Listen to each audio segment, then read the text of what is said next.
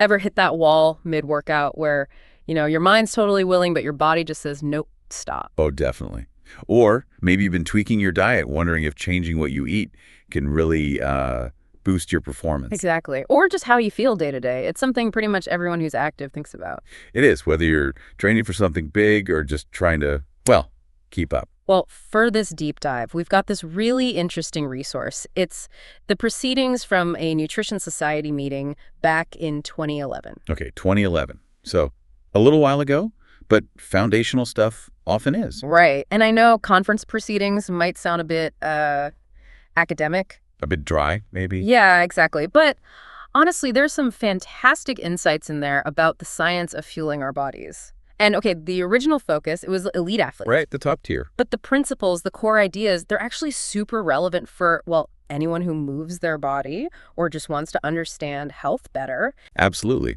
Elite sport just puts these things under a microscope, doesn't it? The demands are extreme, so the effects of nutrition are amplified, but the biology, it's the same for all of us.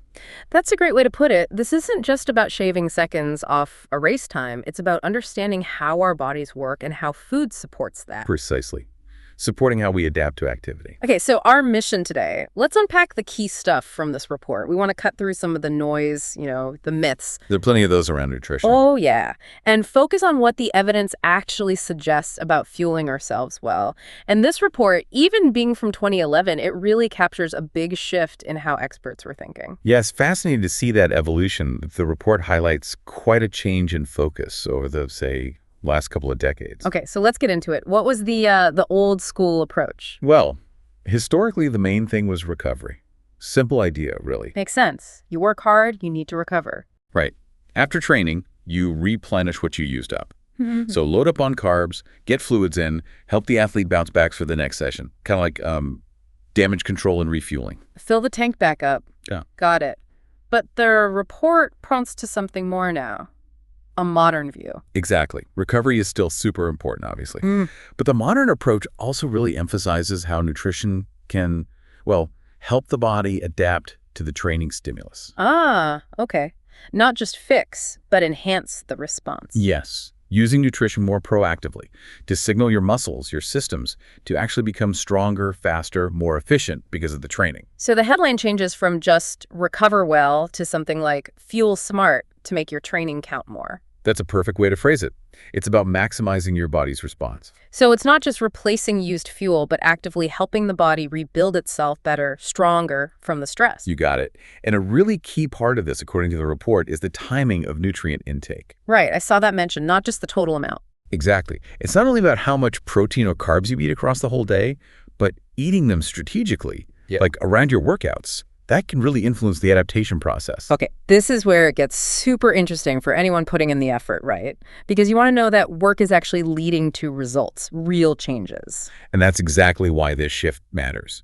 Understanding how nutrition influences those adaptations gives you, well, more tools in your toolbox. Speaking of adaptations, let's talk muscle.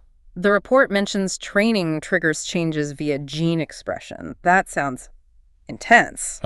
It does sound pretty high-tech, but really all it means is that exercise sends signals inside your muscle cells. Like messages. Yeah, messages telling the cells to make more of certain proteins. And those proteins change the muscle structure, how it works. It's like your muscles are listening and fundamentally adapting. Okay. And I saw a quick note about WADA and gene doping. Is this nutritional stuff related? Are we accidentally, Good question. It's important to clarify. So, yes, nutrition and training influence gene expression. That's totally natural. Gene doping is usually about artificial direct manipulation of genes. Okay. Different league entirely. Completely. The report suggests it's highly unlikely you get in trouble for these natural, nutrition-driven adaptations. It's just how the body works. Phew. Okay, good to know my post-workout snack isn't going to cause problems. Now, building muscle. There's this huge idea out there. You got to eat mountains of protein. What's the real story? The report is pretty clear here. Yes, you absolutely need enough protein, can't build without breaks. Yeah. But just eating massive amounts, it doesn't magically equal bigger muscles. Really? Yeah. Your body has a limit on how much it can actually use for building and repair at any given time. Extra. It mostly just gets broken down for energy. So not building muscle, just expensive calories. Or, it gets converted to glucose, the nitrogen part gets eliminated. It's not directly adding more muscle beyond a certain point. So the key isn't just more protein, it's smart protein. Smart protein. I like that. So timing comes back in. Big time. The report really emphasizes that the timing around training might be more critical than just the sheer daily total. Okay, how much are we talking? Relatively small amounts, actually. Something like 20 grams of high-quality protein or maybe 6 grams of essential amino acids, taken reasonably close to your workout before or after, seems quite effective. 20 grams, that's like a small tub of Greek yogurt or a scoop of whey. Exactly. It's not a huge stake. More isn't necessarily better for triggering that immediate muscle protein synthesis response. And it mentions whey protein specifically. Yeah, likely because it's rich in leucine. Leucine is a key amino acid that kind of flips the switch for muscle building after resistance training. Okay. And then there was that bit about fat-free milk. That really caught my eye. Isn't that interesting? Yeah, the report highlighted research showing that drinking fat-free milk after resistance training led to better gains in lean mass and even some fat loss compared to just carb drinks. Wow. Plain old milk-beating specially designed sports drinks. It certainly challenges assumptions. And it seems this effect, maybe from the whey protein component, was even seen in overweight folks without exercise. Added whey, gained lean mass. Incredible. Okay, so behind the scenes, you mentioned signaling pathways, like ACT-MTOR. Right, so exercise creates mechanical stress, metabolic stress, changes energy levels, calcium levels in the muscle cell. And these trigger signals. Exactly. They activate these pathways like ACT-MTOR you mentioned. Think of it as a master switch. Exercise flips it on, and the protein or amino acids you eat provide the building blocks and maybe amplify that on signal, telling the genes to get busy building muscle. Fascinating stuff. Okay, let's shift gears. Low-carb, high-fat diets, hugely popular. The idea is you become a fat-burning machine, right? That's the theory, yes. And the report acknowledges these diets do increase your body's ability to oxidize fat during exercise. Your system adapts to using fat more readily. Just better endurance. Burn more fat, go longer. Well, that's the logical leap people make. But the report is quite clear. Despite becoming better at burning fat, these diets generally do not seem to improve endurance performance. Oh, really? So you burn more fat, but it doesn't help you perform better. Kind of counterintuitive, isn't it? The issue seems to be that they often compromise your ability to perform at high intensities. Why is that? I thought fat was this huge fuel tank. It is, but carbs are the premium fuel. They're quicker to access for those hard efforts, sprints, climbs, heavy lifts.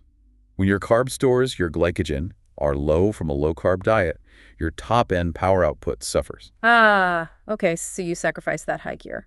Pretty much. It's a trade-off. You might get better at cruising using fat, but you lose the ability to really push hard when needed. And often, it's those high-intensity efforts that drive training adaptations. That makes sense. You need the fast fuel sometimes. Definitely. And the report mentions a common practical issue. Athletes find it much harder to do another high-intensity session the next day if they've restricted carbs after training.